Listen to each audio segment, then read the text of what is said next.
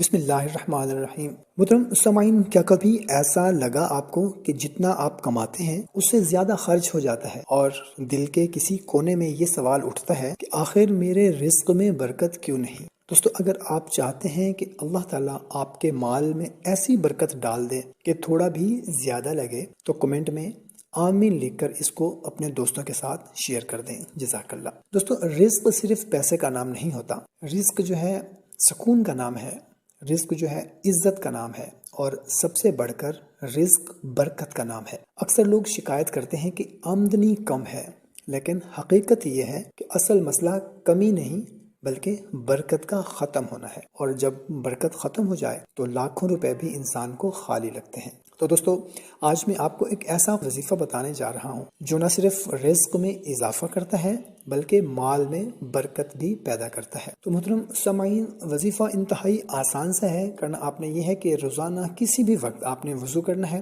وضو کرنے کے بعد آپ نے قبلہ رو جائے نماز پر کسی اکیلی جگہ پر آپ نے بیٹھ جانا ہے، اور اول و آخر درود پاک کے ساتھ استغفر اللہ ربی من کل ذنب و اتوب الیہ یہ آپ نے پڑھنا ہے 100 مرتبہ۔ اول اور آخر درود شریف پڑھنا ہے، اور درمیان میں 100 مرتبہ استغفر اللہ ربی من کل ذنب و اتوب الیہ پڑھنا ہے۔ لیکن یاد رکھیں، یہ صرف الفاظ نہیں ہیں، یہ اللہ تعالیٰ سے معافی مانگنے کا ایک سچا وعدہ ہے۔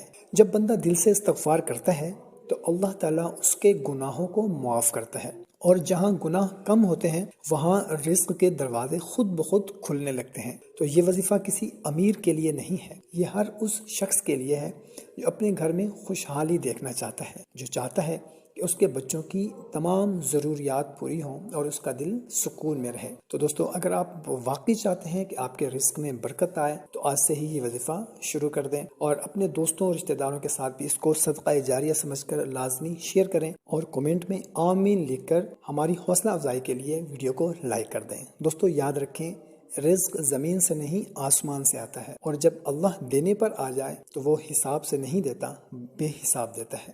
جزاک اللہ۔